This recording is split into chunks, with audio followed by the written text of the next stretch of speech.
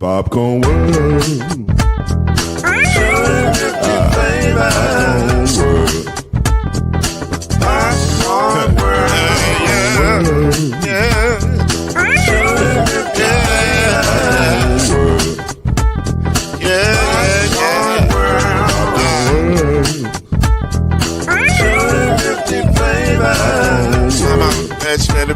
Popcorn World.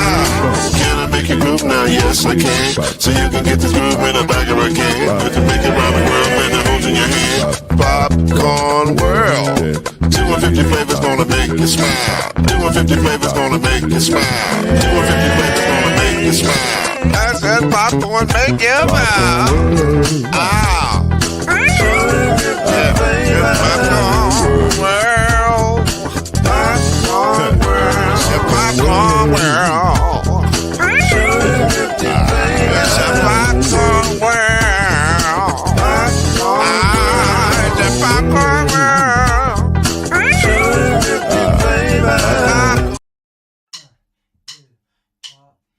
You're now listening to Bleav in the ACC with Heisman Trophy winner and Florida State legend, Mr. Charlie Ward, Wave 3 TV, and Fern Creek Hall of Famer Kendrick Haskins, and Mr. Talking Noise himself, and of course Mama Noise's man, Lloyd Spence. And now, it's time for Bleav in the ACC.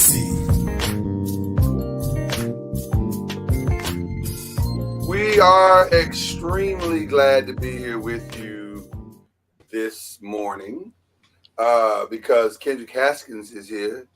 Hello, Papa. Hello, Papa. Hello, Papa. And of course, the incomparable Charlie Ward is here. And Charlie, what you coming in hot today? What does that say? God and family over everything. I mean, facts. That's strong, Charlie. That's a strong message. Yes, it was a family reunion T-shirt. So nice. I like it. I like it. Not a family reunion, but a family T-shirt that we had made. It's been a few years now, but I pulled it out for today. It's nice. I like it, Charlie. You look good. Everybody is in a good place right now, so that's nice. Even though it is freezing cold out here, at least where I am, it's 23 degrees, and the snow is coming. Cold. Yeah, and the snow is en route. See, Charlie, I thought you wore your blue and white today because it is Founders Day for the great men of Phi Beta Sigma Fraternity Incorporated. I mean, you know, I know he's not a Sigma. I know he's not a Sigma. I'm just saying it's the great men of Phi Beta Sigma doing their thing today, you know. So why were all the black fraternities and sororities founded in the same couple of weeks? Every other day it's founded. This is a weird week for that. It is. I think it's us, the Deltas. This is the Charlie, help me out here. The Deltas, the Qs was recently. The Qs is in November. Right, they're in November. Who were they celebrating for? I saw them celebrating the other day. They may have been celebrating the Deltas. Yeah. I think the Alphas, it's like a lot of them in January. It's you know, it's and then I don't know, it's weird. But I don't know. January seems to be the month everybody, I don't know if that's because it was the month everybody was going back to school, and that's when I don't know what it was, but that's when the Founders seemed to be. But shout out to my brothers of Phi Beta Sigma. Appreciate y'all. All right. Let's jump into some sports news because I feel bad. First of all, let me start off the show by saying I feel bad. I do. Because we can't give the same level of production to the basketball preview that we do to football preview because by the time we get to the basketball season, which is where we are now, we're pretty much like 3/5 of the way over it, 2/5 of the way over. So we can't really like go back and be like, here's what we think is going to happen, or it's happening. So the best we can do and offer you guys is kind of an update as to what's happening and how it's all playing out. So that's what we're going to do today. We're going to give you what we're seeing because we're finally kind of caught up. We're not even all the way caught up either because we're still on the, got playoffs and stuff going on. But we're going to do the best we can. Playoffs? Yeah, playoffs. So we're going to talk some basketball today and get into some conversation. But I want to start on the women's side because the men are having, first of all, let me say this. This is the best men's season we've had in a long time. Top to bottom. In men's basketball. Not because, and here's what I mean by that. I think the parity. I'll give you the parity. Right. It may be at the highest it's ever been. This is one of the first years I can honestly say I have zero idea who's going to win the men's championship this year. I do. I don't. You mean in the ACC or nationally? Both. Well, ACC, I think it's really obvious, but nationally, yeah.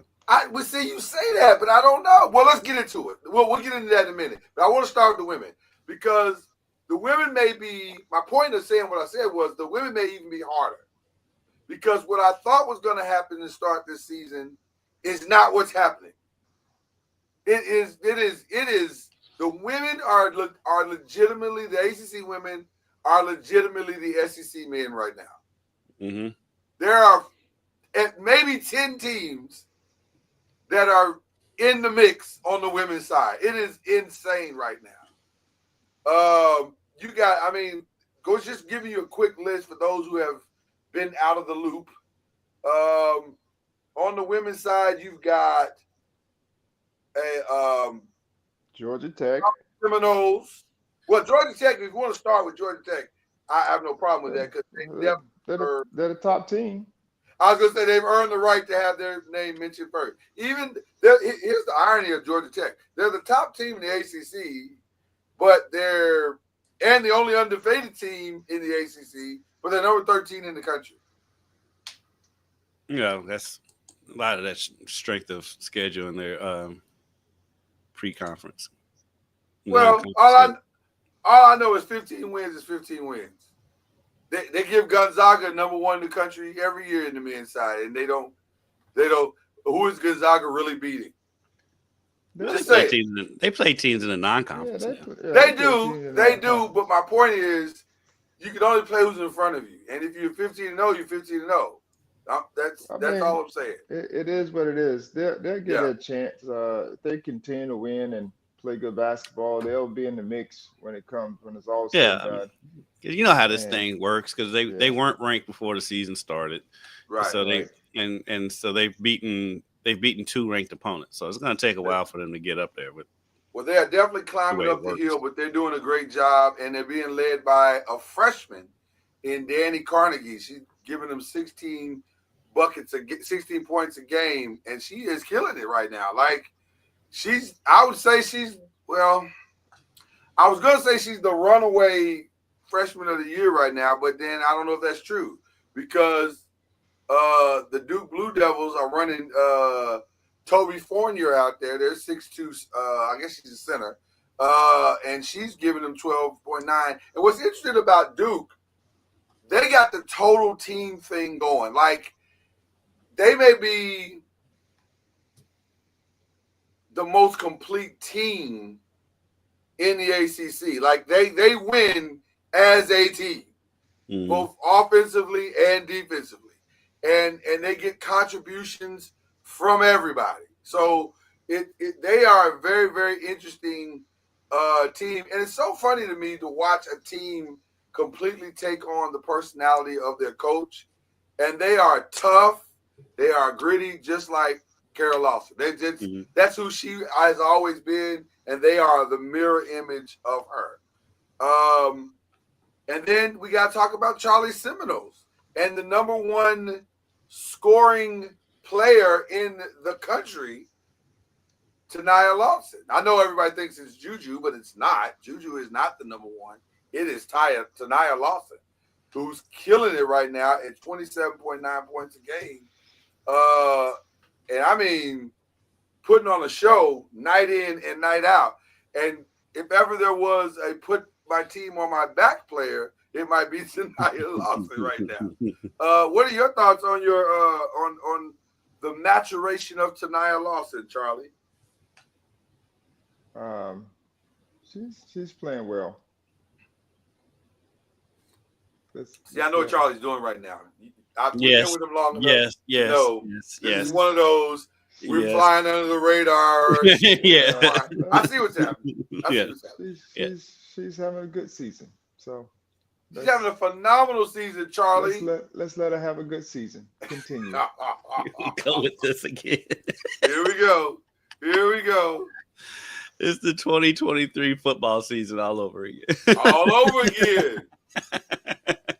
We're right back where we started. It's okay, Charlie, for her to be having a phenomenal Charlie didn't even deny it. No, he didn't. He knows. She is having a good season. I agree. So let her continue. She's got a heavy load. She's pulling the load right now for that team. She's healthy. She's healthy. And yep. She has shooters and she has other players around her to help her. So, but she has the ball in her hands a lot. So that it's par for the course for her to be able to do it. But she's not just one dimensional. No, she is very much not. So she shoots from the outside and drives to the basket, free throws. So she's all. How tall is she? 5'8". Oh wow, so she's not that big either. She looks longer than she actually is. She's athletic, stout. So she carries her weight well and uses it to her advantage. She's very strong lower body. And so that's where her power comes from. Well, dropped 40 on Virginia Tech. Yeah. Last week. Well, don't look now. Also, I think if she's not shooting the highest 3-point percentage in the conference, she's shooting the second highest, like 45%, something crazy like that. She's having a heck of a season. But listen, all signs and roads to dominance point to Notre Dame, and we knew that this was going to happen because we have been saying that we thought this was going to happen last year, but Olivia obviously got hurt and she wasn't available last year. But my God, now that she is, it's the most dominant backcourt in the country, without question. I'm gonna tell you something, and I've been quietly saying this among my friend groups, but now I can say this publicly.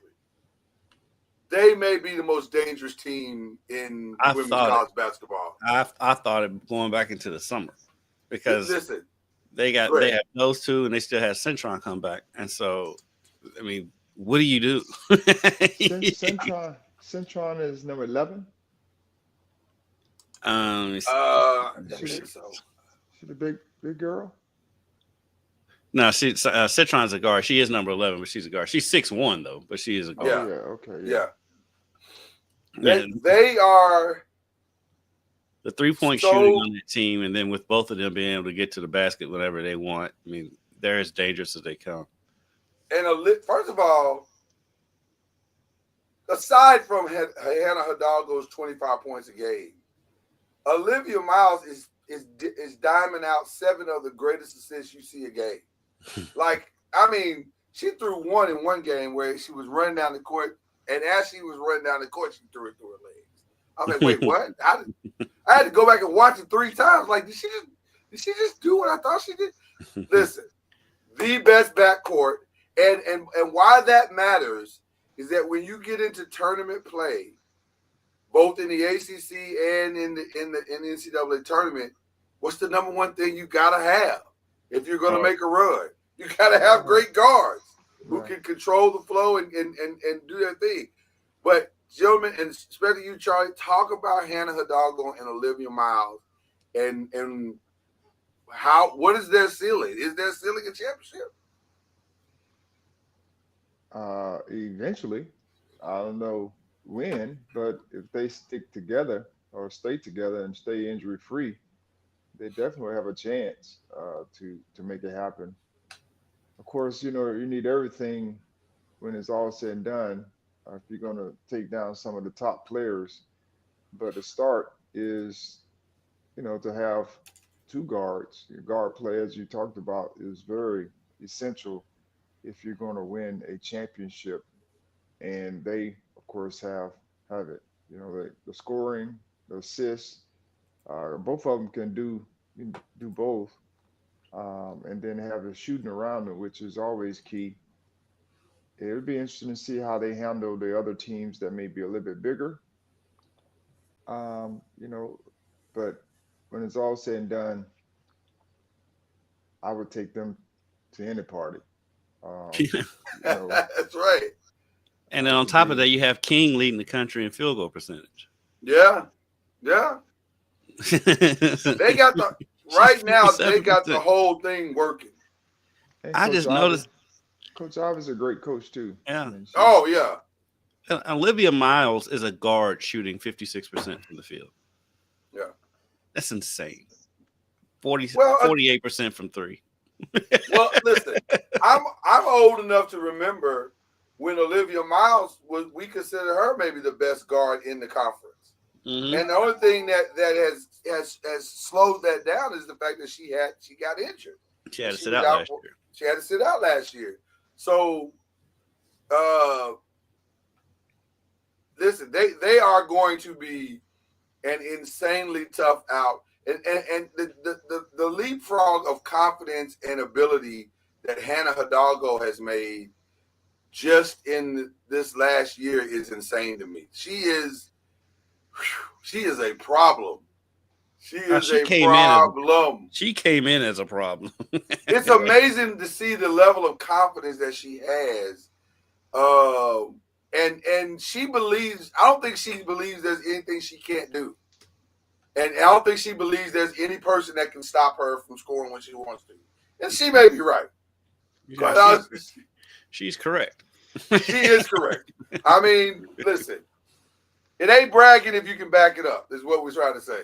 So now I do want to show some love to some of the other teams in the ACC, NC State, Clemson, Louisville. California is playing some great ball right now. North Carolina. SMU quietly is competitive. Now, I don't know if they're going to be able to, like, make any kind of significant run. Got a player in what is the child's name? For Nia Robertson, who makes it interesting. She makes it interesting. If she can get some help on her team, she can. I mean, they might be able to do something. She just doesn't have any help yet, but she's really good. Nia Robertson can play. This is the first year in the conference, and so they're adjusting. Yeah, definitely getting their fit. Yeah, is a sleeping giant in this conference in every sport. They just lost to California 81-66. Yeah, that's not a bad loss though, because California's good, and California is quietly having a season as well. And by the way, before we even go any further, we send our thoughts and prayers out to that Palisades, Altadena, Pasadena area, and then California as a whole. Hopefully they can get a hold of these fires and get that situation under control. But it is rough. It's scary. Right now. It's very scary. Scary. Yeah, it's very, very scary. So we send our thoughts and prayers to the people out in California for that. But it is a interesting, more than interesting season developing for the ACC right now. I'm really surprised because I thought it would be a good season. I didn't know it would be like this. Now, because Louisville's interesting there because we kind of knew they was going to struggle coming in by their standards because they're so young. They are so young. They've got to be the youngest team in the conference, and so they've taken some losses. I mean, they've gotten blown out in games, but they're still right there. They're 3-1 off to a 3-1 start in the conference. You know, right there in the mix for making the tournament. They won 4 straight. They're at Pitt tonight. Ever since my favorite player, Jada Curry, since she got back in the lineup, she's played really well, and she might be there. Is she their leading? Taj Roberts, the freshman, is their leading scorer, and Jada Curry is right behind her at 11 points, and she's shooting 34% for 3, and so she's played really well since she came back. She had an injury right before the start of the season, so she didn't even come back until after the Kentucky game, and so they're playing well. They're just making young mistakes because they're a young team. Because Taj is a freshman, Isaiah Arenas is a freshman, who's Gilbert Arenas' daughter, and Zach Randolph's daughter, Mac McKinley. They're all freshmen, and so the older players have stepped up as of late, but I mean, still the bulk of the team is freshmen. So there's just a lot of growing pains this season. I was gonna say, when was the last time Jeff had to depend on a heavy freshman team like that? Was that maybe this heavy Shoney's season? Maybe even then they had a lot of veterans on that team. This is the youngest team he's. I was thinking it was the youngest one, especially coming off last year when they were all transfer portal kids. He had one freshman last year. Right. He went from 1 to 5, and he's having to play them. So there's going to definitely be some growing pain. Mm-hmm. But you see the talent, you see the ability. I would even argue the same thing could probably be said about Miami. Miami is playing well. They're 11-4. They're leaning heavily on Haley Cavender, who's having a pretty good season. And then she's getting help from also Cameron Williams. So they're having a pretty good season. But again, it's just growing pains. And that Miami win was kind of proof that Louisville's kind of turning the corner because they beat them by 18 points. Yeah, Miami's a pretty good team. Miami's actually a pretty good team. So this is going to be a fun season on the women's side for sure. I did not know, though, if I'm being honest, that the men's season would be equally as fun. Because when the injuries started happening to Louisville and the weird start that Duke kind of had, like that first couple of games, you're like, okay, Cooper Flag is good, but I don't know about the rest of the team. And North Carolina's team is kind of down. You're thinking that'd be quite as entertaining. And to their credit, Cooper Flag's living up to the billing. Cooper Flag is everything advertised and maybe then so. The Clemson is looking pretty good, although that win against Louisville, that loss against Louisville was kind of surprising. I think it was the way they lost that was surprising. Yeah, that's exactly what I was about to say, is the way they lost, because they definitely had the size advantage, but they didn't take advantage of it. I mean, at one point, Javon Hadley was running the 5 for Louisville. Javon Hadley's like 6'5". And he's playing the 5, and they outscored Clemson in the paint. That makes sense. So Louisville played really, really well that game. What Javon did, he hit career high 32 points, 10 rebounds. They did that. What was impressive about that was they did that when Chucky Hepburn had one of his worst shooting games this season. He was 1 for 10 from the field, but he still got his assists. He still got steals. He still had a few more turnovers than usual. Some bonehead turnovers that you don't usually see from him. But he still played. He played well in other parts of the game. He didn't let his shooting affect the game. And so they showing that, they've got different guys. I mean, at Florida State, it was Rain Smith. And then, Chucky Hepburn's had his games, and Javon had his game against Clemson. So they're getting contributions from different people every night. And they look a ton better than I thought they would. Before the season started, and even most of this season, I was like, they should just be happy with getting to 500 after where they've been and all that. But now They're second place in the conference, and they look like they might be the second best team in the conference right now. So it's fun to see. It's fun to see the life back in the KFC Yum Center for home games, and they're playing really well right now. Well, the one thing that I picked up on early from Pat Kelsey is that when you take and Charlie, you can speak to this as a coach because I think this is an important part of the conversation. One thing that he has done, he has taken the restrictions and the fears away from his team. And here's what I mean by that. When a team doesn't have the fear of mistakes and being yanked if you make a mistake or yanked if you miss a three. In fact, he's saying, let it go. Fire that thing up. If you open, let it go. When you can play,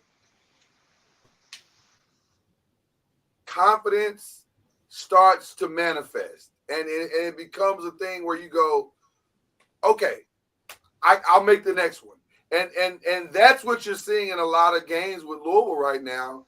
We'll make the next one, and yeah, like even in that Clemson game, they didn't start out shooting well, but eventually that ball started going in the hole, and Clemson was like, uh-oh, what do we do? Go ahead, John. That all sounds good. But if you're not playing well or shooting well, you're coming out because you're not being productive. And if you keep doing it, I mean, if it's your best player, sometimes you have to live with that, or guys that you're rolling with in your rotation. But you're not going to win very many games if you're not able to score. And so I think it's essential for people to understand. Yes, it's cool to know that you may not be coming out because of mistakes, but if you keep turning the ball over, that's different. Right. Doing those types of things. Yeah. But as long as you're competing on the defensive end and making impact, I think we all should be playing with confidence. But confidence to me comes from preparation. Like people talk about being confident and the coaches having trust. All that's good, and they do, and they need somebody to trust, because if you're going to be successful, you got to trust, a group of guys that collectively get it done. But confidence comes from putting the time in the film room, putting time on the court, getting extra shots up, doing necessary things to improve your game. And those are the things when we talk about confidence. I mean, the coach is going to trust what he sees. I mean, you have to earn that trust as well. And so I think that's important to understand is, everyone that's getting an opportunity to play is at least earn the opportunity to play by something that they've been able to contribute and do. So I hear you. When you talk about the confidence and the coach, not looking over your shoulder and all that. I mean, I've been there, I've done that, but then I've been in all of those areas where you make mistakes and you get a little bit more rope. And there's times where you make mistakes and you don't get that rope, you get full. So how do you bounce back from it, and how do you grow so that you can continue to earn the confidence of the coach? So I just say, when you're not doing well in one area, if you're still out there, that means that you're doing something well in other areas to help the team be successful. So that was Chucky in the last game. Yeah, he couldn't make a shot, but he still distributed the ball. He still was a ball hawk on defense, and still did the other things that contribute to winning. Just couldn't get the ball to fall. But they playing really well. Getting Traore back has helped a lot, especially in that Virginia game. Them getting over that hump, them blowing out Virginia at Virginia, even though Virginia is not the same Virginia we're used to, for that program, for the Louisville program, who could not win there. They hadn't won there since 1990. So for them to get that win, I think that for the fan base, not so much for this team because they didn't experience any of that, but for the fan base, that I think you got a whole bunch more buy-in from the fans from seeing them finally get over that hump at Virginia. I want to stay there for just a second on Virginia because obviously, as we all know, Coach Tony Bennett retired at the beginning of the season, and literally at the beginning of the season. They're playing well, if you can say that, at home. They're 7-2. They have not won a game on the road. Overall, they're 8-7.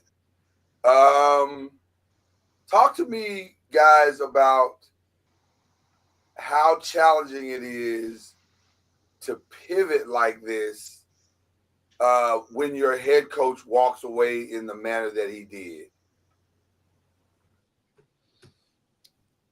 It's got to be difficult. At least, I mean, the assistant coach that took over, he's been there, so you're not totally relearning the system or whatever. But it's got to be difficult. But is the voice? But the Charlie voice dramatically changes, right, Charlie? And it's like, I mean, it's a tough situation because I mean he's been there the whole time, and then all of a sudden you have to pivot from I wouldn't say a different philosophy, but hearing a different guy, and him, really not having the head coaching experience in a lot of ways. So there's some drop off there from Coach Bennett's experience. yeah, And I don't know what kind of team they were going to be, even with Coach Bennett. right. That's a great point. So they could have easily been this team.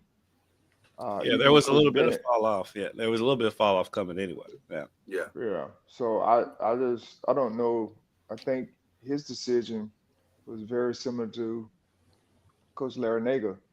I was going to get to that one. Yeah, it was just a matter of when they wanted to do it because of the state of the game of college sports, and so I don't think his decision and Coach Larinaga's decision would have been better before or after or in the middle of the season, like he did. So I think they're just at a point where they're like, man, I'm tired and I just don't want to be a part of it because they see a lot of things that we don't see. We hear about, but they see it on a daily basis.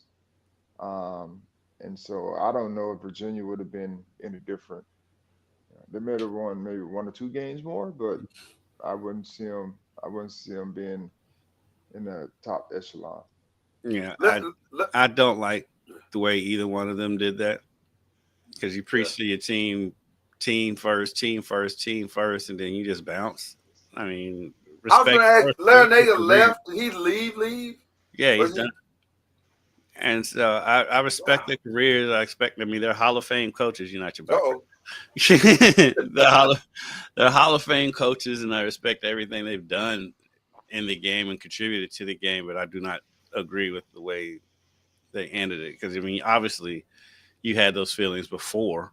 It didn't just come up that day. You was like, you know what, I'm out. So, and leave your team in the lurch, and they're scrambling and everything. I didn't like it at all.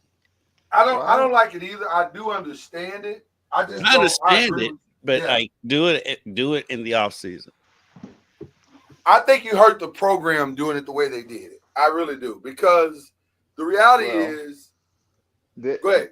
Well, did they? Because I think you do. Let's just say, because this is what's happening as we've seen in college sports today. Whether it's a coach deciding to move on or a program deciding to move on, most times when they understand and know that they're getting ready to move on, they don't allow the coach to finish out the season because they're going to try to find the next coach, whoever that next coach is. Yes. And so to me, this is very similar to that in a sense. They just did it before the season, which is, I mean, the timing is always never good. I don't know if there's ever a great time. June. Yeah, I mean, everybody would say that, but even that time is late. You I know just what I threw mean? out a month. Right. I'm just saying, like, it seems like there's never a great time, Mm, because if you do it too early or too late, you're still scrambling, trying to figure it out, like who's going to be the next coach, and mm, the search is tight, and so it's just I don't know if there's ever a great time, um, but what we've seen as a trend is, if that is what you desire to do, whether it's them firing the coach or the coach deciding, hey, this I'm tired or leaving, you know, let them know so they can at least start to prepare for the next coach, whatever that looks like. And then, like in Virginia's case, the new coach, I don't know if he's going to, get the job or have an opportunity to Doesn't feel interview like for it. I mean, this is his audition, to yeah. to see if that's something he can handle. Um, but and then Miami's situation is just Miami's situation. They were having a bad year anyway, Hmm. but yeah. I don't know if they're gonna be able to recover this year. But at least they can have a head start on who's going to be the next coach. On the coaching search, yeah. I mean, Well, and from that perspective, I hadn't really thought about it. That is true that these universities can let these coaches go whenever, and facts. so you know coaches can leave when they want to leave. So because And that's the player perspective and I'm now taking from players and players, now players are able to do it. I mean, guys right? are up and leaving in the middle of the year or the beginning of the year, Mm. or whenever. It's just that is just the Because you way got our to pay them world their is. money, So Charlie. Like the what You got to quarterback pay was them it? their money. UNLV's quarterback that played the 4 games and then quit. yeah, yes, exactly. Pay me my money. You better pay me My my money. money, I need my money. Hello, Papa. Um, I, the thing the only thing that I was would I'm not pushing back on anything you said, Charlie, because I 100% agree with everything you said. The challenge that I have with both men is that in addition to you leaving, you also send the message of, oh, and by the way, I hate NIL. Well, Okay, got that, it. hold I on, get hold on, it. hold on. No, wait, Isn't hold that, on. Wait, isn't, isn't that what we want? We want the coaches to be authentic. We want them to share their hearts. That is what he's sharing his heart. as the coach, yeah, but not as the outgoing guy. Like, don't don't say that on your way out the door, and now we got to deal with the repercussions but that of but that of but when we that's go recruit Miami players. Well, I heard y'all hate NIL. The last coach hated NIL. We're fine. It's. I It's mean, the U of L deal with, but I mean, it's but fine. I mean, that's it's but a that's new what you regime. do. That's what people do. They on their that is when true. they're on the job, they're professional. Like I'm not gonna sit up here and talk about NIL being, the way it is and the worst Right, and everything as a coach, because yes, that's going to kill you. It's going to right, kill. right. But when you're not affiliated with the school anymore, or you're moving on, I mean, that's where books are normally written. Yeah. After something. It's not normally during, where you're authentic, unless you're just one of those people where you want to put all your business in the street, or you want to share your thoughts on X, Y, and Z. Yeah. But most people, don't start telling their hearts until, later. After the fact. Yeah, Yeah. because they want to protect their image. They want to protect whatever it is they're trying The to protect, the brand, the whole school. nine. Yeah. Yeah. Yeah. And Yeah, so the thing is like if they do get that itch to come back, it's going to be very difficult for them to recruit. Well, it sounds like they're not coming back because they um, Right. Tony and Larinaga both just kind of. I can definitely see Larinaga being done, but Tony's young enough to where I can see him getting that itch again. I was a little more nah, surprised that Tony did than I was Larinaga. I can see Coach Bennett either coaching at a lower level Or high where school. or high school. I agree.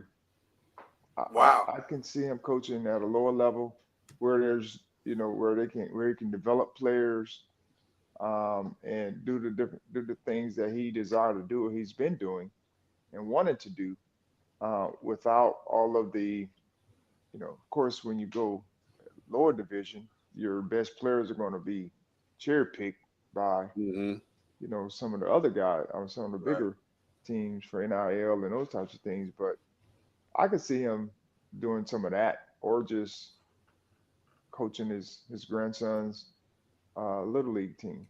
Mm-hmm. Yeah. Uh, Like, because the things that are going on. So, one of my best friends growing up, his nephew is a pretty big time player in college football. I'm not going to name any names of universities, but the offers he's getting, and he's staying put, and the university he's at can't match, but he's staying out of loyalty and all that, which is good on him and a very mature way to look at it. But the Well, I'm things that happy to hear it. are going on behind the scenes right now, Oh oh, yeah. it's it's insane, insane. It's insane. Hmm. and it's only going to get worse. Let's be clear. Yes. I saw and I'm hoping they were joking or hoping it was an AI overdub, but I saw an overdub where a player came up to a coach after the game on the football field, and he said, "Just call us, man. We can get you a bigger check or something like that." Like it was, and it was supposed to be, I guess, humorous, but I said, hopefully this is an overdub because I never know. Sometimes these overdubs are really good, but Mhm. Hmm. but. Like, I'm also sure that there are some coaches saying, hey, situation, give us a call in the offseason. Like, and honestly, what can you do if you are a coach? You having to recruit and re-recruit almost on a daily, weekly, monthly, and yearly basis. Yeah. I So, mean, it's recruiting year round now, where yeah. you're recruiting your players Recruiting other and teams' players. you're looking at other people's players and you're recruiting, outside. And so, I mean, I ran into a college coach on the plane, and he was just coming back from Miami. I would think I was in Miami, and or going to Miami and catch a flight back to Tallahassee. And he was going to Miami or coming from Miami to because one of his players was down was working out. And he's down there hanging out with his players because he's one of the best players, and he's in Miami working out, and so he had to go visit to make sure that. Keep them. I was like, oh Lord. I mean, I understand it going to visit your players and making sure that they're doing what they're supposed to do, but when you have your ear to the ground in a sense, and you know that that ground where your player is could provide some challenges, as far as long term stability with your program. To me, that is crazy. It's Mhm. insane. It is insane. Not to pick on a team or anything, but like I've been watching the Coach Prime documentary or docu series, and like just the recruitment of Jordan Seaton was insane. Like they literally had to text and call that dude every day until he signed. Like it was just up. And on the day he signed, it was like, "Have you signed yet? Have you signed yet? Did you do it? Have you did? Okay." And then once they got him in, it's like, come tuck him under the shoulder here. Like, okay, come on, Mhm. you're part of the inner circle because you can't lose him. You can't afford to lose him. Like Yeah, because it's nowadays, even after you sign them, you still have to recruit them. Right. you gotta start recruiting him immediately. Like the day he steps on campus, if he doesn't feel a part of it, he'll leave, and then you got a gaping hole in your program. And I'm sure it's even worse in basketball because the hole is bigger. There's only 5 guys that can step on the court at a time. Mhm. So if you lose one, you've got a real problem. So it's we're in a weird place, and there doesn't seem to be any end in sight. So there you go. Good luck. Good luck to all of you coaches out there. Right. It's a dirty job. It's a dirty, dirty job right now. Gentlemen, your thoughts on this college football playoffs so far. And let me start by saying this. if I hear one more person say the committee got it wrong, I think I'm going to scream mustard, because this is ridiculous that people are saying that. I don't understand this revisionist history that keeps going on when it comes to this thing. It's only one side doing it. It's Well, the one that means it more. is. But How did the committee? Tell me something?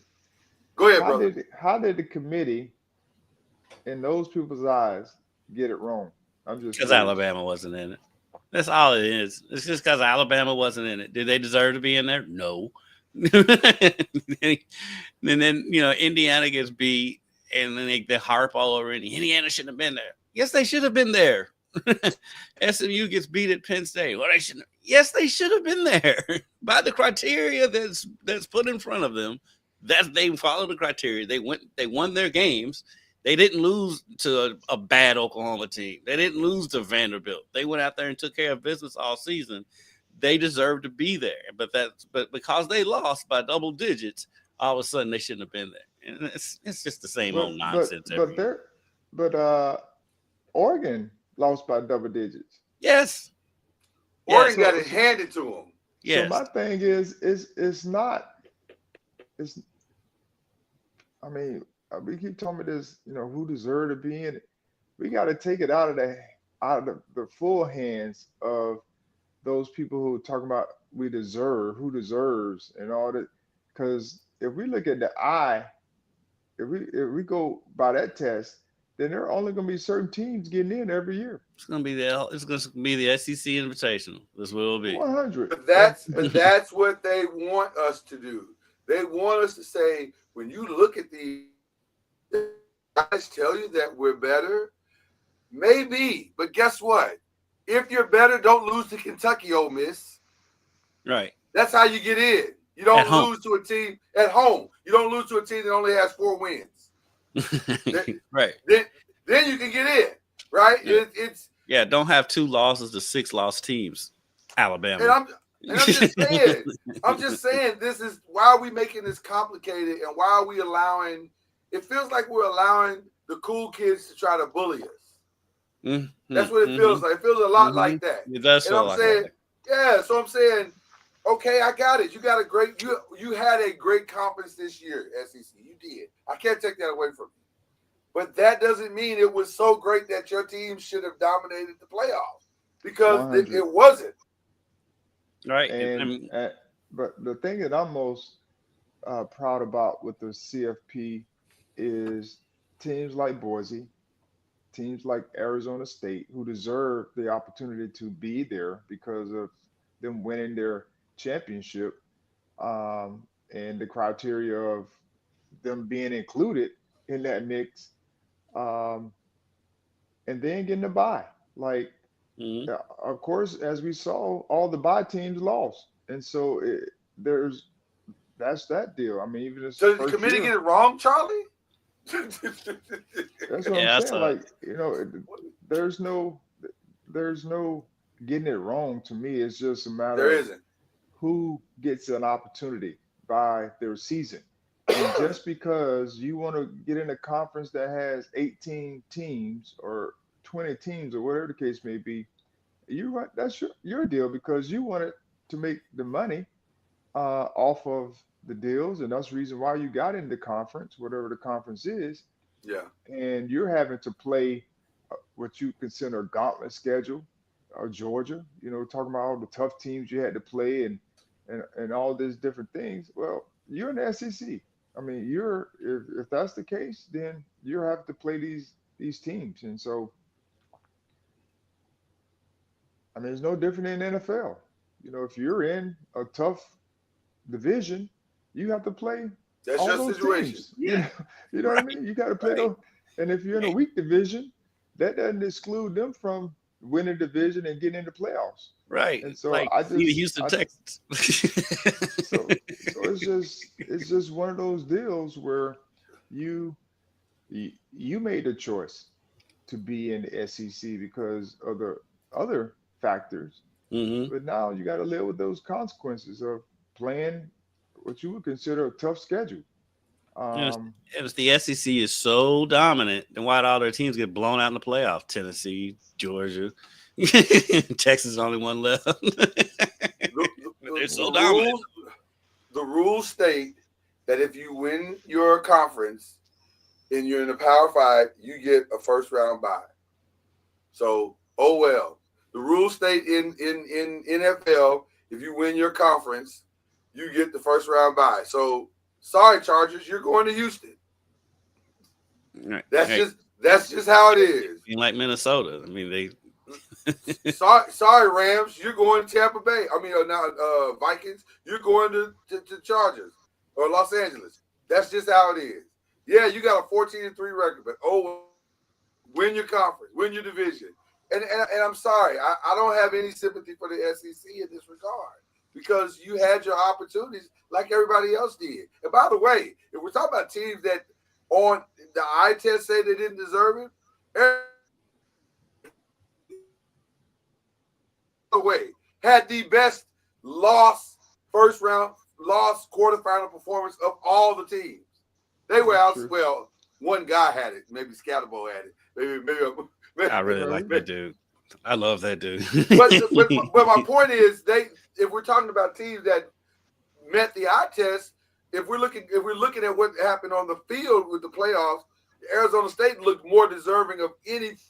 Georgia didn't play well. Oregon didn't play well. Tennessee didn't play well. So I don't want to hear it. You play the game in front of you. That's all it is to it. Georgia's quarterback, I thought, played, well. I thought he played okay. His offensive line let him down.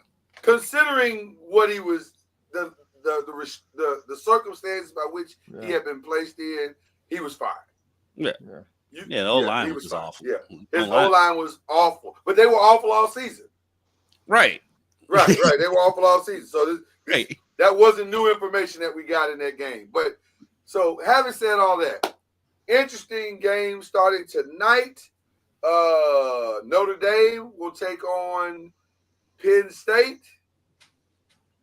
This is a very unique game. It's extremely unique because this game could easily be dubbed the "we're almost there" game. Right. Like these are the two universities you never expected from. Traditionally, are almost there situations. Like, oh, so close. Well, cool. We will know. I'm always on this. We have two black coaches. I was just going there, Charlie. You beat me to it. Go ahead now. So we have two black coaches. Hope and I were sitting here on the couch, and we were talking about, man, there's never been a black coach to ever win a national championship. Even playing it, even coaching it. Charlie, it didn't even dawn on me until earlier this week when I started actually thinking about it. Hey, wait a minute. Right. We've never had a black coach coaching the. How is that possible? But when you think about it, it's very. It's very possible. Where do we live? But because I hadn't even thought about it either until one of them was asked about it. I think Franklin was asked about it. And then I was like, oh, hold on. We do have the potential to have the first black coach win the national championship and play in the championship game. Well, it's not even potential. It's going to happen. Yeah. My allegiances are behind the winner of this game, even though I'm not. I mean, I can't stand Notre Dame, and I'm not a big James Franklin fan either. I mean, we're kind of obligated at this point. Yes. I would love to see them win. Yes. Yeah. That would be join forces to beat Ohio State. So with that statement in mind, gentlemen, I'm going to ask the question this way: who do you think has the most potential, which will obviously tell us who we think is going to win, to go and win a national championship of the two teams that are playing tonight? I would say Notre Dame. Okay, that's what I think too. Yeah. One, because I've been on Notre Dame most of the season. Yeah. Yeah. Notre Dame, to me, they have the defense and the offense, uh, They have along with enough kicking offense. game. Huh? Have enough offense. I don't know if they have the offense, but I think they have enough offense to maybe make it interesting. They can't I think, get. yeah. I mean, I think they do have enough offense. Mm-hmm. I mean, if they're playing Ohio State, they're gonna the defense they're gonna lean on defense in their run game to keep Ohio State off the field. But they're gonna have to improve their passing game. Um, you know, more than I think he had 96 yards passing last game. Oh, Mm-hmm. that's unbelievable. That is unbelievable, Charlie. That man played 60 minutes of football and had 96 yards and won. And they won. That's the crazy part about it. They won. Hey, the run game was working. They stuck with It it. But looking at the game, Charlie, I mean, between Penn State and Notre Dame, Penn State's defense has been playing really well, especially in the playoffs. And so, I mean, I do think they're going to make life difficult for Riley Leonard back there. Well, that's if Abdul Carter can play or is healthy. Mm-hmm. How do they keep? They did have some they other produce dudes. some linebackers, man. Yeah. I mean, even the backup guy, number 15, I can't remember his name, but he was good. Yeah, he was all over the place. Who we talking about? I'm sorry. Penn State's Penn linebacker. State linebacker. Yeah. Oh my. That's 11 and linebacker 15. you. That is linebacker you. Hey, I don't know where they come up with them at. But anytime you look out on Penn State's roster and see a number 11, go ahead and pencil him into the league. He's going to be great. He's going to be great. He's absolutely going to be a game changer. And he's probably going to end up in the NFC East somewhere. Either with the Eagles or the Cowboys. One or the other. Yeah, I can take Michael Parsons. Yeah. So there you go. Let's go to the other side. The game tomorrow. Ohio State and Texas. Down in Jerry World. Let me just say this, because I had not seen a lot of Ohio State games this year. I'll be honest. I did not know that Jeremiah Smith was that good. I did not know. I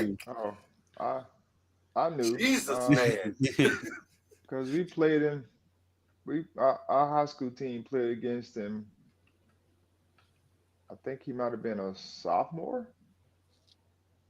And you knew for a long time then. Yeah, he was terrorizing folks for quite some time in high school. I mean, their team won like 3 or 4 state championships. But he was good even then. I heard someone say that he's the best Ohio State receiver possibly ever. And when I heard that, I just thought that was hyperbole until I saw the game the other night. And I was like, well.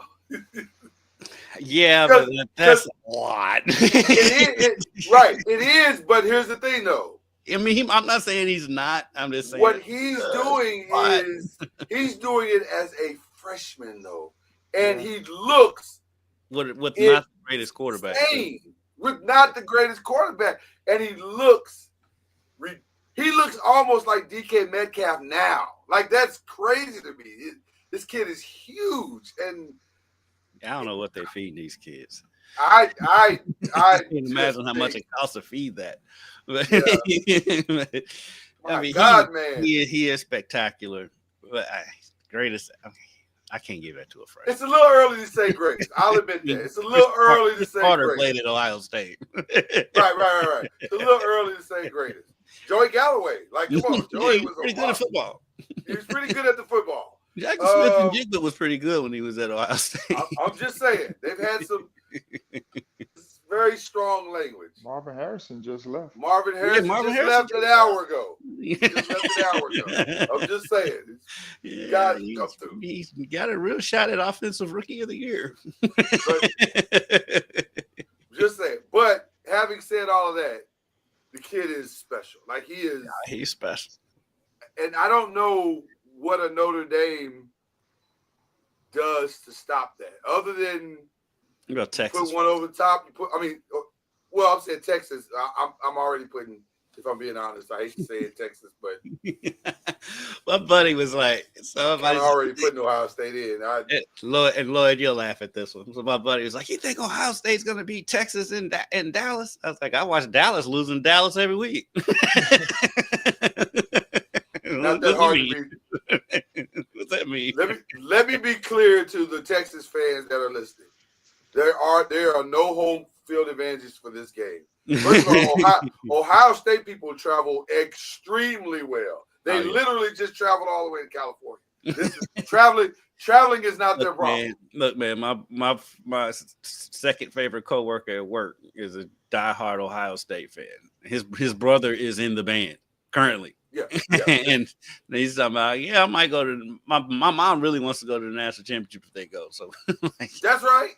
They're going. Ohio State fans are going. So I think Texas. But Texas is going to show out too. I think Texas is going to surprise us. Really? How much of a surprise, Charlie? I mean, people aren't giving them a chance. They are not. I give them a chance. I just Ewers. That's to me. That's what it all comes down. Question mark is Ewers. But let me say this. I'm not saying it because I trust Will Howard. Will Howard's not much better than Ewers. So let's be clear. But his safety blanket is better. It's much better. It's because guess what? The second best receiver on Ohio State is it Egbuka? Is that his name? I'm just saying, if your second best receiver is also a top 5 pick in the NFL. Right, they're projecting it. I saw a projection for him to go to Dallas. I'm just saying, they got a good situation going in Ohio State. Will Howard just has to not screw it up, whereas Ewers has to go win the game. He's got to figure out how to go win this game. And I feel like if Ewers was at still at Ohio State, I guess. What was that? Why did he leave there? That was stupid. Well, in Texas, he went back home. He went home and he's doing pretty well. He's doing well. I mean, he's doing well, but I think that offense. Imagine if that offense did have Ewers though. But that's exactly what I'm saying. And imagine what his draft status would be had he played with that all season long. He might have jumped the gun a little bit on his decision. That's all I'm saying. He was fine. I think he'd have been better served. The dude left 3 years ago, and he was not even. I mean, he didn't know. He wasn't even on the depth chart. He didn't know. I mean, there needs to be studies done on Ohio State. And they always have the best receiver, and they always have quarterbacks that leave that end up being all-world quarterbacks that leave. Ewers, Burrow. Yeah. I mean, and they want to fire that man up there. They because he loses to Michigan. Get out of here, man. Who are you guys going with in this one? I'm still going with Ohio State. I'm going with Texas. You going with Texas? Okay. Yeah. All right. Hook 'em horns. Hook 'em horns. I'd like to see the upset. I really would. I mean, this is tough for me because I don't like either of the 4 teams in it. It's personal for you, sir. I mean, I'll root for Notre Dame just because they're closer. I think South Bend's closer than Columbus. Barely. I think no. Because South Bend from where you are is like 3 hours, maybe. No, it's longer than that.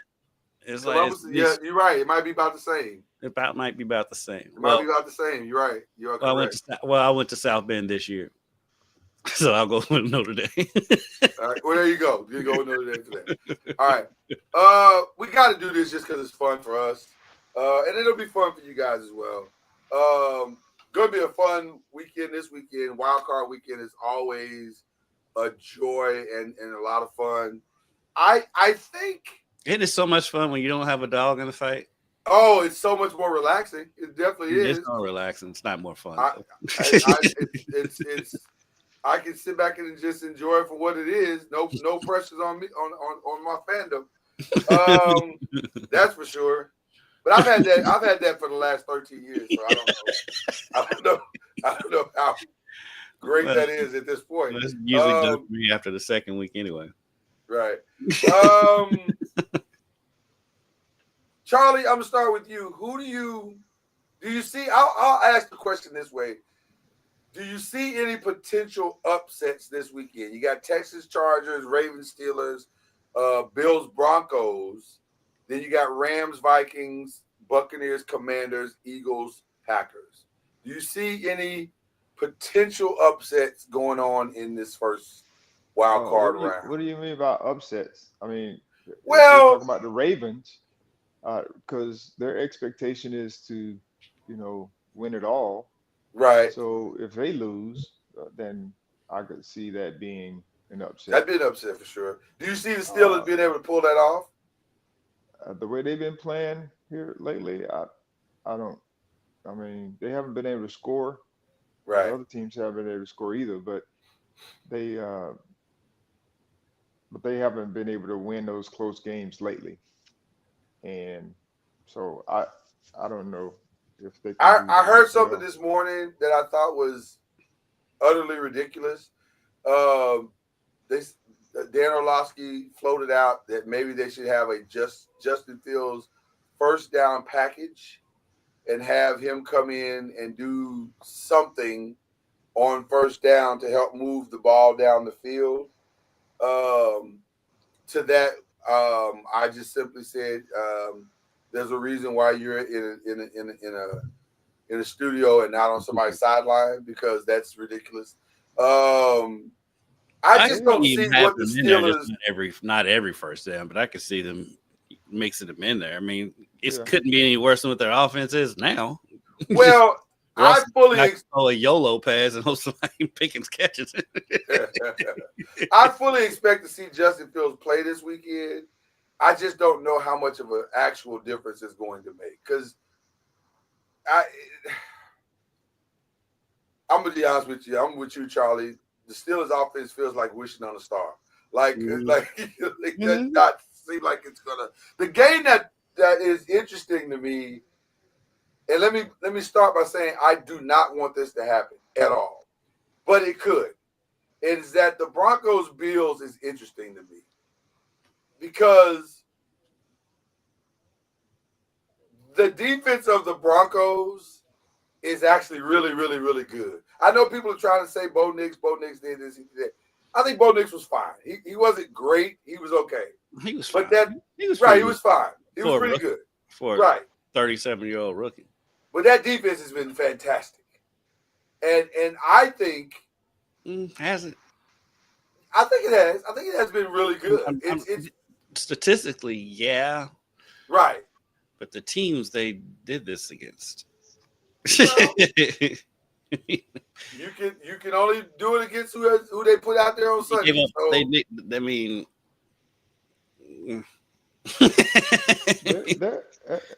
never know in the playoffs, because they gave up football is a little 34 points to the Chargers and 32 to the Browns. So, well, but that's not the only team. That's not the only people that have given up a bunch of points to the Chargers. Because the Bills, who are the number 2 seed, they gave up 42 to the Chargers? Great either.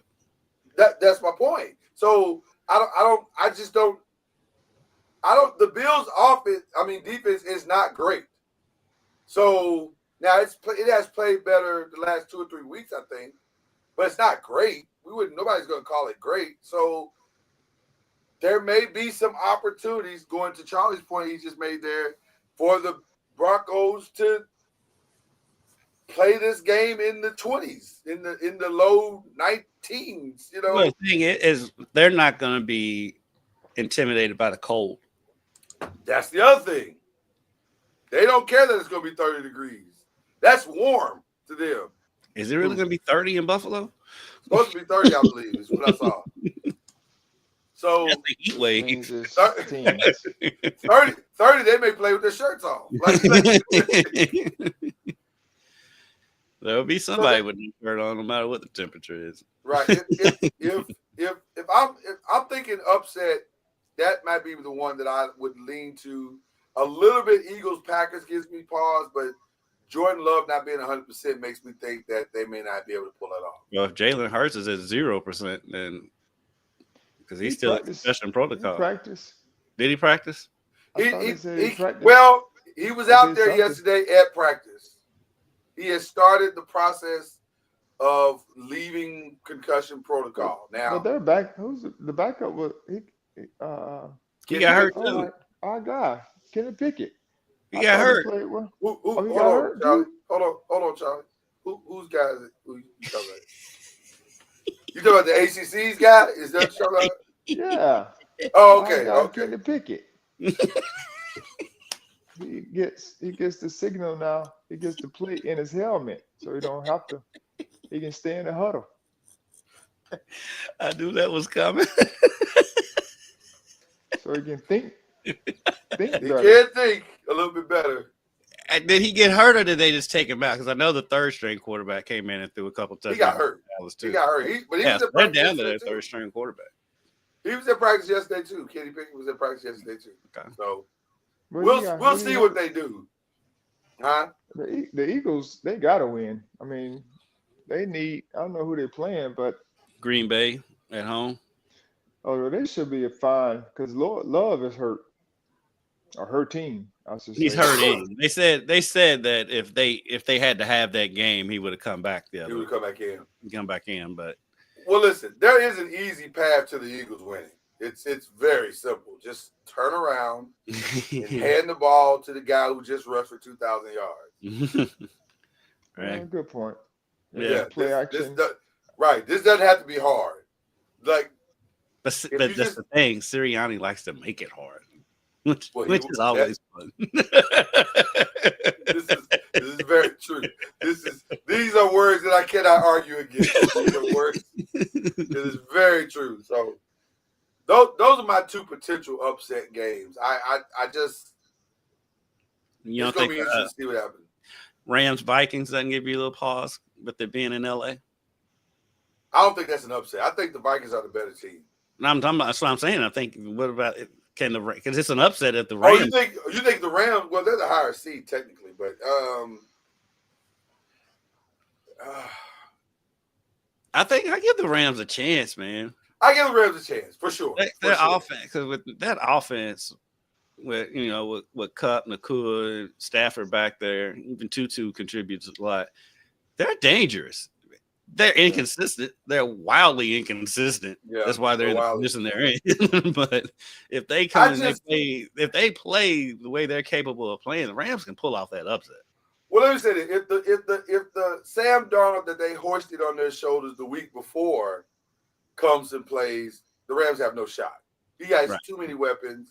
It's just that you can't That's stop Sam him. Darnold that showed up on Sunday. Oof. Was I don't awful. know who that was. Now, He was granted, awful. I don't understand why you get to the goal line and throw 8 straight passes, but and never run the ball. But And really bad passes. Like a couple of those he threw to Justin Jefferson were like, dude, that's the Jet Sam Darnold. It was a couple times when he was open and Addison was butt naked, and he just did not didn't look his pull the way. trigger. Yeah, he didn't look his way. So I don't know. Can you shake a game like that off, Charlie? This at this point in the season, You have is it to. easy to shake a game off like that off? You have to. what you pay to do. I think he can. I think he can bounce back. It's just that is a tricky game because you do wonder what was going on there. It's Well, some of those were defense. I mean, you got the defense. he got rattled by the as defense. well. Yeah. Yeah. That's why I didn't understand why they wouldn't mix in a run here and there to get the defense off his back. Like, why are they throwing it every time? Once they got in the red zone, they threw it every time. I think Dan Campbell's aggressiveness sometimes causes you to start second guessing your own plan. Because he's going for it on fourth downs and he's doing weird stuff. You're like, well, I got to shake this up too. I can't be the only one. Well, I think he got into Darnold's head too And he was because the one touchdown pass that he overthrew to Jefferson, I mean, he makes that pass in his sleep with his eyes closed. Yeah, I was like, what? How did you miss that What one? was that? But Yeah. But like I said, the Rams are a scary team, though. My thing with this game is more about the Rams than is the Vikings. I think the Vikings will be fine, but the Rams, when they come to play and when they're the good Rams and not the inconsistent Rams, I mean they can make some noise if they play. Yeah. By the way, I do have an upset, but I don't know if I consider it an upset because on paper I think they're the better team, and I think the Commanders are going to beat the Buccaneers. I wouldn't. That's not a.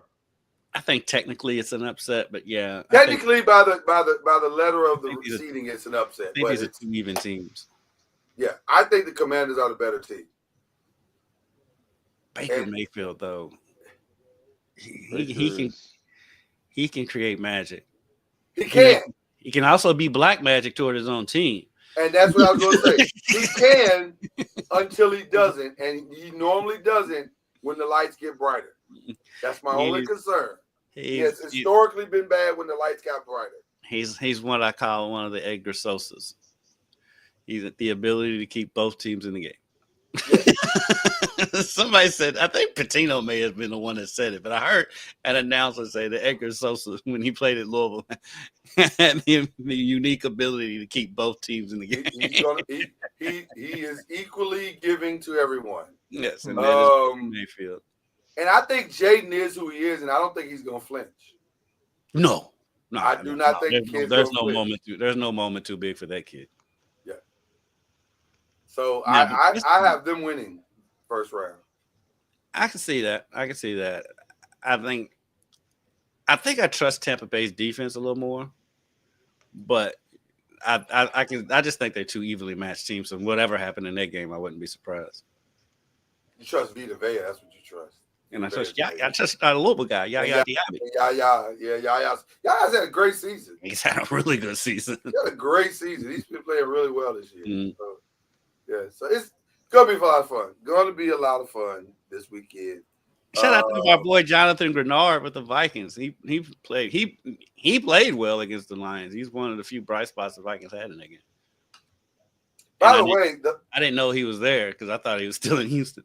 By the way, since we're giving shout outs, the kid that we are at the shout out portion of the show, the kid is his name Meek Robertson. I think he's the cornerback for the Detroit Lions. Yeah. Who had the greatest line after the game I think I maybe have ever heard when he said that team tried to bury me in the dirt, but you can't bury someone that was born out of the mud. I said, oh, well, sir, bars, sir. You can start your rap career at the end of the season. Go ahead. That was awfully good, sir. No, that's pulpit worthy. Yes. Without question. That was that. Listen, I want the Ravens to win for selfish reasons because of Lamar.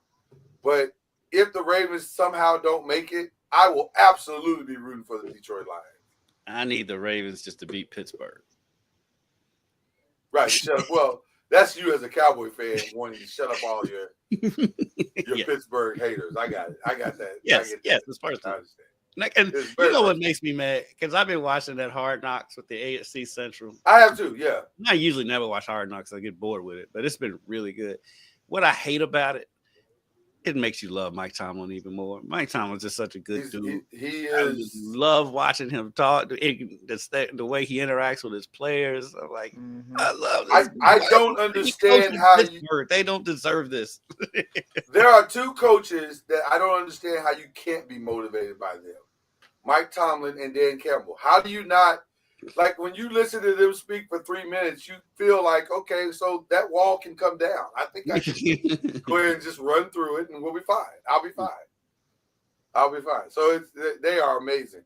Mike Tomlin, I would trade for him if I was the Chicago Bears. I would trade for him. I'd offer whatever Pittsburgh wanted. I don't wish that fate upon anybody. I didn't say it.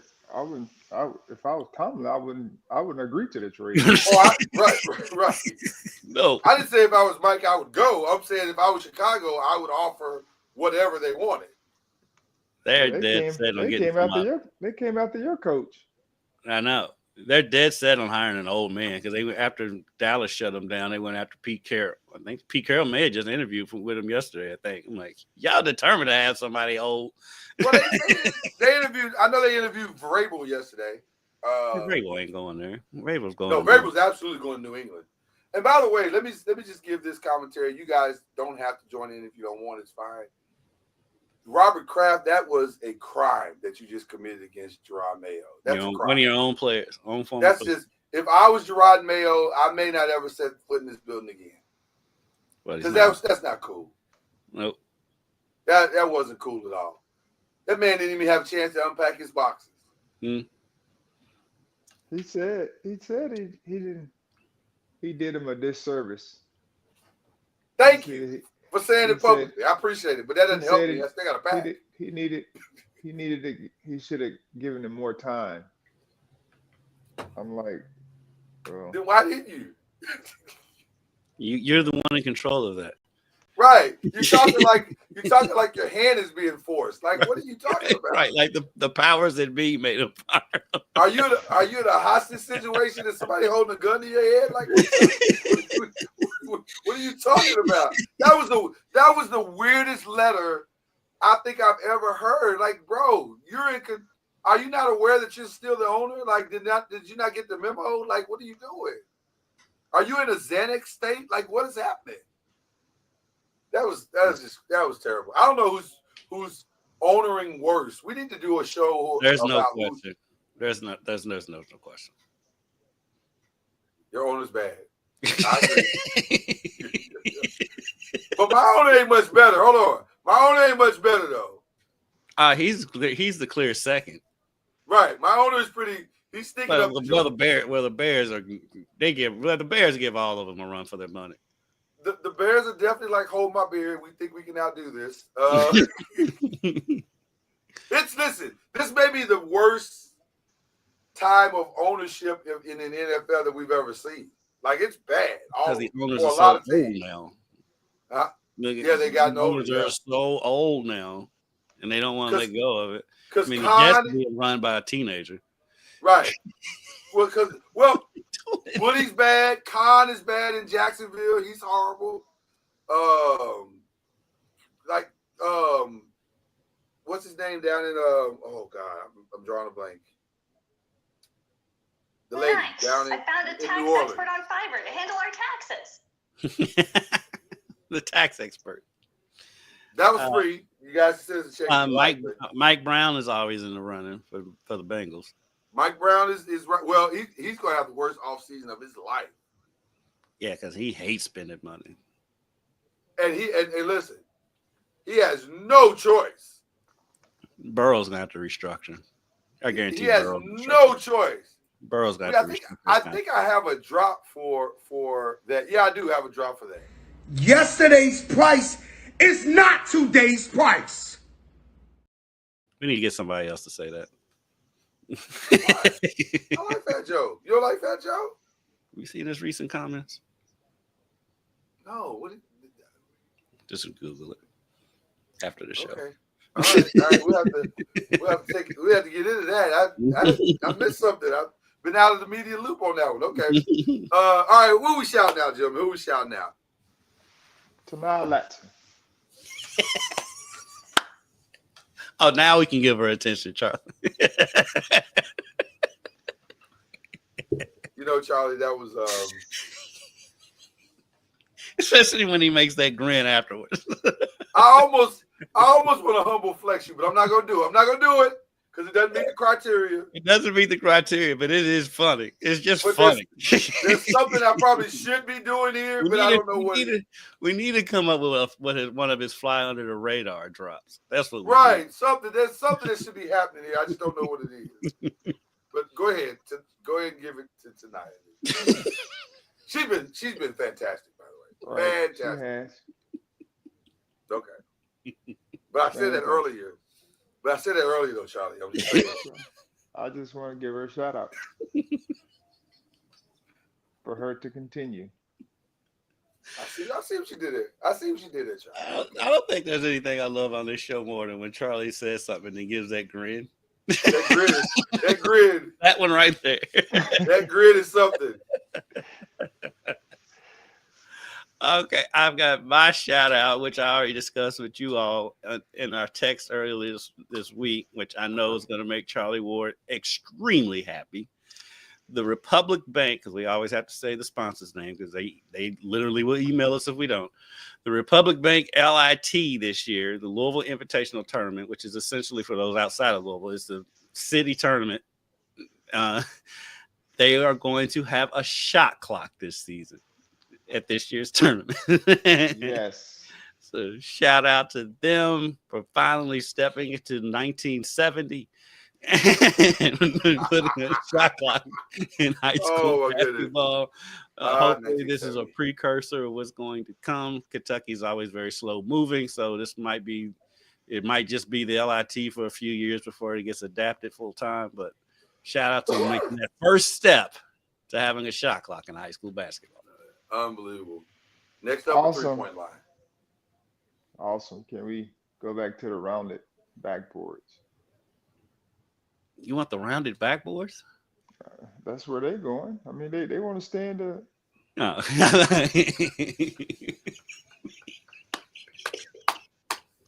You get rid of the 3-point line. Yeah, let's get rid of 3-point line. Let's just take it all the way back. Like people, like what I've experienced. I was with some of the people from the NFHS on Monday, and we were talking about the shot clock and how like all the states that have adopted it, no one has said that they're not playing with one. Like they've taken it back. Like we're just going to take down the shot clocks, and so it's very similar to the square backboard, the breakaway rims, the 3-point line. You don't see nobody erasing none of them, Right. or taking in those things down because they see the value in it. And so, to me, the shot clock is very similar. Like, no state has said we're not going to, after starting, they haven't said we're not going to use it anymore. It's not going to ruin the sport. 100. Right. Right. People are so. I know why the coaches that want to, that don't want it. I know why they don't want it. Because Oh, absolutely. they don't want to have to coach every possession. Right. You know what I mean? And then they know they don't have the athletes, and so the great equalizer is stalling the ball in 3-point shot. That's the equalizer. That's at the crux of it. I definitely get the strategy. Yeah, these smaller schools that can't get up and down the court, they want to slow the ball down, and that's how you have games that are 4-2 at the end of the first quarter. Yeah, I mean that's really slow, but you can still slow the ball down with the shot clock. You sure can. You can limit the possessions. Because the quarters are what? Yeah, because the quarters are what? 8 minutes. 8 minutes. Yeah, you can 35-second shot clock. I mean, you can still hold if you get offensive rebound, you can still hold the ball for a minute. 100%. All right, were you good, Kizzy? I'm good. Okay. I got a couple of shout outs going here. So let me get started. First of all, a collective show shout out to Deshaun Jackson. There may have been not more shocking news of a head coach hire than Deshaun Jackson. I'm gonna be honest with you. Didn't see that one coming on my bingo card at all. I'll give it a chance, but just doesn't. It doesn't seem like it's a fit to me. But it's different. But I don't know Deshaun Jackson's football acumen either. Right, So I don't know that man from the man on the moon. So right, so he may be a lot more astute at this than I think that he might be a savant. He's definitely excited. So I like that. I like that he's coming in. He's excited about the probabilities. I'm stunned that he got hired, but shout out to him. Hopefully he can make this work very, very, very, very, very well. My next shout out is to Netflix. They did not screw any of what they had to do up. not the NFL. That turned out phenomenally great. The WWE thing Monday was outstanding. It looked visually amazing. They did some new things with the camera tricks and drones, and it was really, really, really, really good. Drones have been a big difference in broadcast nowadays. You can just do things, and it's cheaper. It's cheaper. Have a big old crane to do what they can do now with the drones. So yeah, the drones have made a world of difference in broadcast television, especially sports. Outstanding. So shout out to Netflix for getting that thing all the way right. And now the game is going to dramatically change. And by the way, for those of you who have been sleeping through the night, we will be getting a new sports. I don't know what you call it, network conglomerate. That's still in the works because I heard about it. Oh no, it's done. Okay. It's done. Venue is a thing. You're gonna be hearing more about that in the very near future. It's a package that you buy. I think the price I heard was $49 a month, which is bananas. But whatever, it's very expensive. But it's good. But it's happening. Let's be clear, it is happening. And it's going to encompass Fox, Sports, TNT, and ESPN. So just get ready. You heard me. Yeah, I knew it was coming. I don't understand the business behind it because you already have those channels. But not as one package. I think what they're saying is you can bypass all of cable TV. Oh, yeah, and just have that package. And just get that if that's all you want, which, by the way, a lot of people are going to do. Because if I'm being completely honest, I have YouTube TV. Don't watch 90%. I don't watch 90%. Really, all I watch on YouTube TV is sports, 2.5 Men, Three's Company, and Sanford and Son. Everything else I watch on YouTube TV is stuff that I recorded, and it's like maybe 5 shows, and I don't need YouTube TV to go watch any of them. So I'm telling you, this could be a game changer. I knew it was coming. Yeah.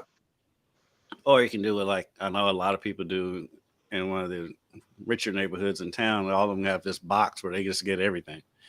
Oh, yeah.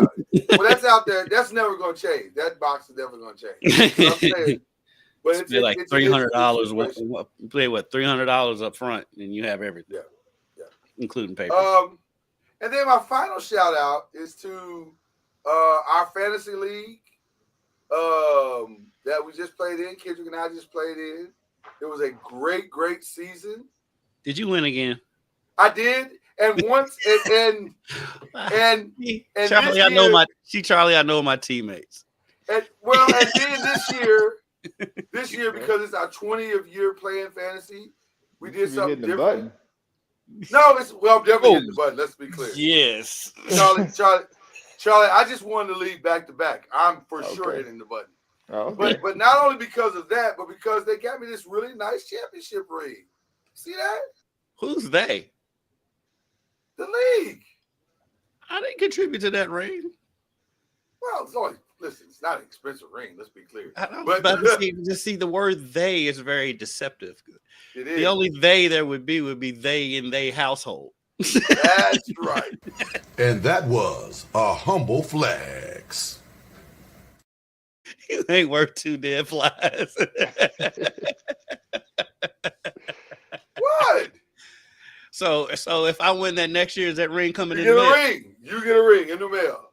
I think it's a cool little flex.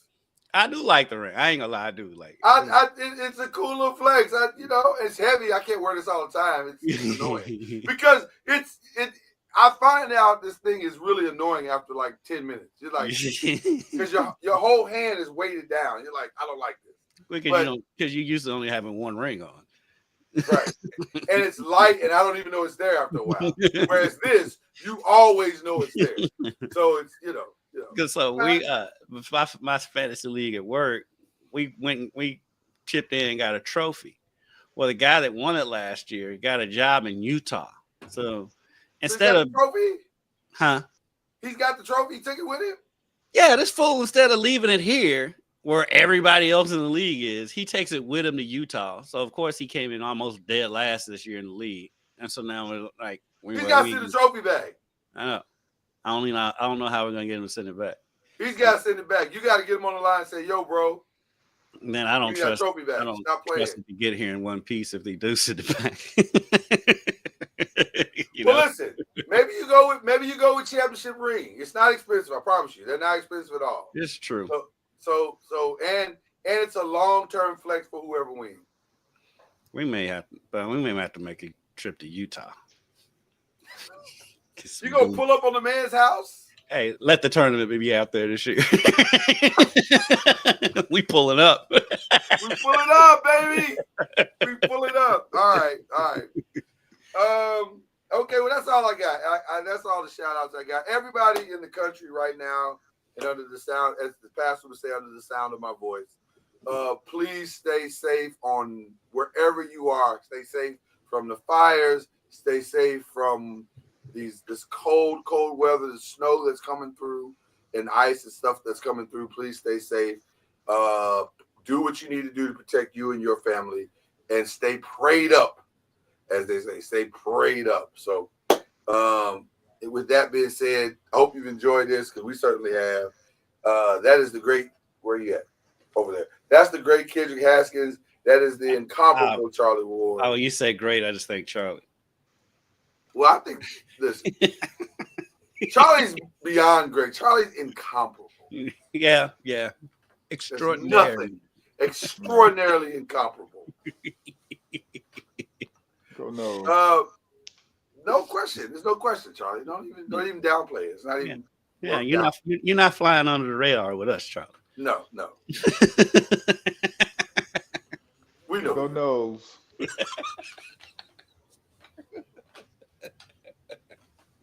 Always. This is Bleav in the ACC. We'll see y'all next week. You've been listening to Bleav in the ACC with Charlie Ward, Lloyd Spence, and Kendrick Haskins.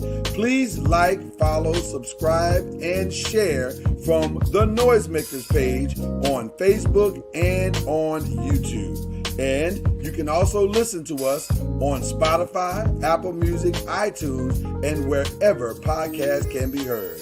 And